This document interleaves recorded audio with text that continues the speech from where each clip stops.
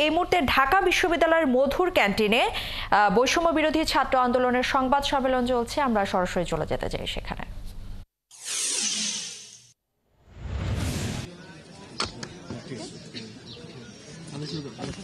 আসসালামু আলাইকুম, আমি আব্দুল কাদের, শিক্ষার্থী, ঢাকা বিশ্ববিদ্যালয়। আজকের এই সংবাদ সম্মেলন থেকে শুরুতে স্মরণ করছি জুলাই বিপ্লবে শহীদ হওয়া আমাদের সেই ভাইদেরকে, যাদের রক্তের বিনিময়ে, যাদের জীবনের বিনিময়ে আজকের বাংলাদেশ। আমি একই সাথে স্মরণ করছি আমার সেই আহত ভাইদেরকে, যারা এখন হাসপাতালের বেডে এখন কাতরাচ্ছেন, তাদের দ্রুত সুস্থতা কামনা করছি।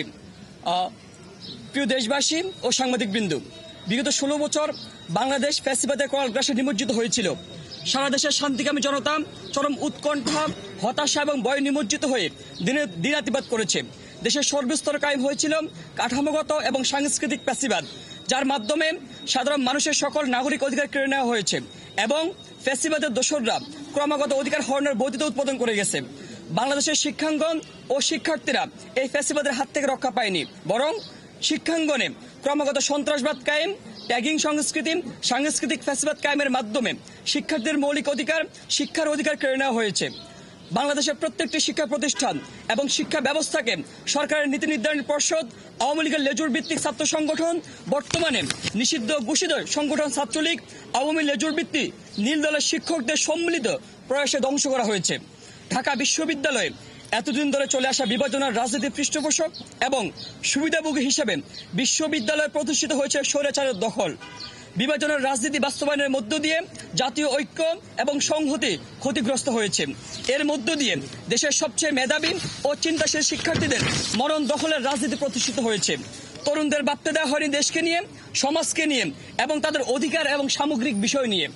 বিশ্ববিদ্যালয়ের প্রথম দিন থেকে গ্রেসরুমের অবর্ণনীয় নির্যাতনের মধ্য দিয়ে শিক্ষার্থীর চিন্তা ও মরণ দখলের প্রক্রিয়া শুরু হতো। দিনের পর দিন মাদার পার্টির প্রোগ্রামে তাদেরকে জোরপূর্বক অংশগ্রহণ করার মধ্য দিয়ে চিন্তা ও মরণ দখলের এই প্রক্রিয়া সম্পন্ন হতো। লেজুর ভিত্তিক ছাত্র রাজনীতির অন্ধ অনুকরণের কারণে তরুণদের একটা উল্লেখযোগ্য অংশ কিভাবে জনবিরোধী অবস্থান নিয়েছিল তা আমরা জুলাই গণ অভ্যুত্থানে দেখেছি। বিগত দিনের রাজনীতি নিজস্ব বুদ্ধি, বিবেক বিবর্জিত করে শিক্ষার্থীদেরকে ক্ষমতা রক্ষার পুতুল হিসেবে পরিণত করেছে।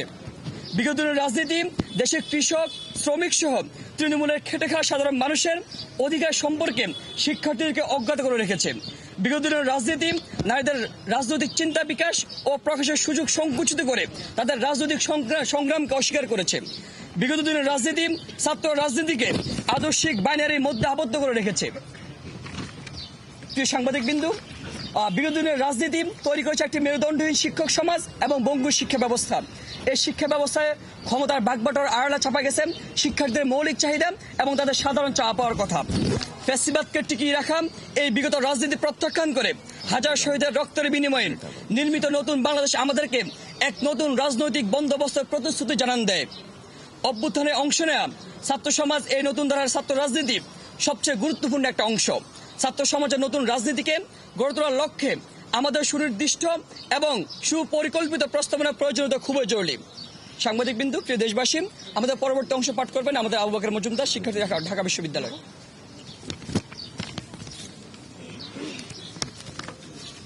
প্রিয় শিক্ষার্থী বন্ধুগণ এবং সাংবাদিক বৃন্দ, আপনারা ইতোমধ্যেই আমরা যে কাঙ্ক্ষিত ছাত্র সংগঠনের কথা বলছি তার পটভূমি সম্পর্কে আলোচনা করেছেন আমাদের ছাত্রদেরই একজন।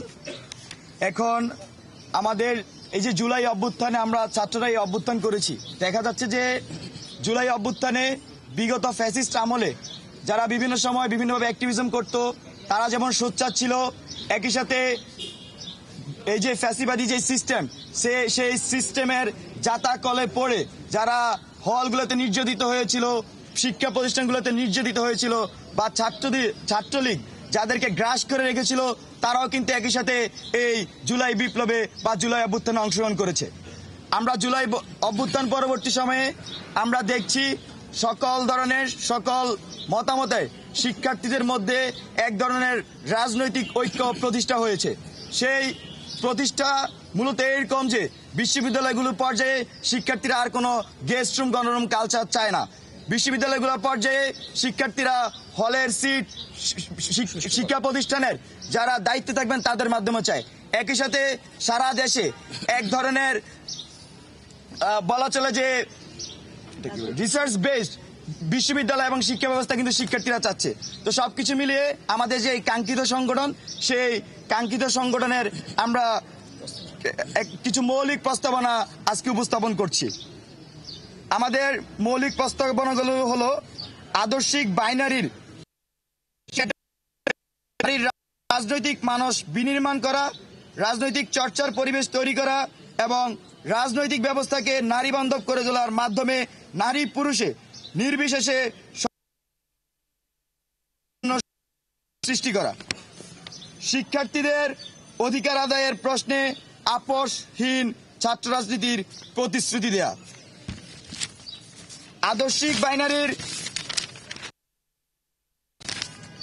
বাংলাদেশের সংগ্রাম ও স্বাধীনতার ইতিহাসকে স্বীকার করে এবং 47, 52, 62, 66, 68, 69, 71, 90 এবং 24-এর সকল গণ আন্দোলন এবং ছাত্র জনতার সংগ্রামী চেতনা থেকে ভিত্তি করে ছাত্র রাজনীতি আমরা সক্রিয় করব। যে রাজনৈতিক দল সামনে আসার কথা আমরা শুনছি, কিংবা যে সকল রাজনৈতিক দল ইতিমধ্যে প্রতিষ্ঠিত হয়েছে, কোন ছাত্র সংগঠনের লেজুর ভিত্তি, কোন ছাত্র সংগঠনকে মাদার পার্টি মানা, এই সকল কিছুর বিরুদ্ধে আমরা কোনো মাদার পার্টির সঙ্গে আমাদের কোনো সংযোগ থাকবে না, আমরা কোনো লেজুর ভিত্তি করবো না। গত বাংলাদেশ স্বাধীনের পরে গত 54 বছর আমরা যেটা দেখেছি, প্রত্যেকটি ছাত্র সংগঠন মাদার পার্টির হিসেবে মাদার পার্টির এজেন্ডা ক্যাম্পাসে বাস্তবায়ন করে। আমরা সেই রকম করে মাদার পার্টির কোন রকমের কোনো এজেন্ডা বাস্তবায়ন থাকবে না। আমাদের এই ছাত্র সংগঠনের ভিত্তি হবে জুলাই গণঅভ্যুত্থান এবং জুলাই গণঅভ্যুত্থানের মাধ্যমে স্বীকৃতি রায় দিয়েছে সেই রায়। আপনারা আসলে আত্মপ্রকাশ কবে নাগাদ করবেন? আচ্ছা, এইখানে একটি প্রশ্ন হচ্ছে, প্রথমত আপনি করেছেন যে আমাদের এই সংগঠনটি কবে নাগাদ আসবে, এই বিষয়টি নিয়ে এখন আমাদের পরিপূর্ণ আমাদের যে একটি জনমত জরিপ চলছে, জনমত জরিপের ভিত্তিতে আমাদের অগ্রগতি সাপেক্ষে আমরা এই সিদ্ধান্তটি নিব।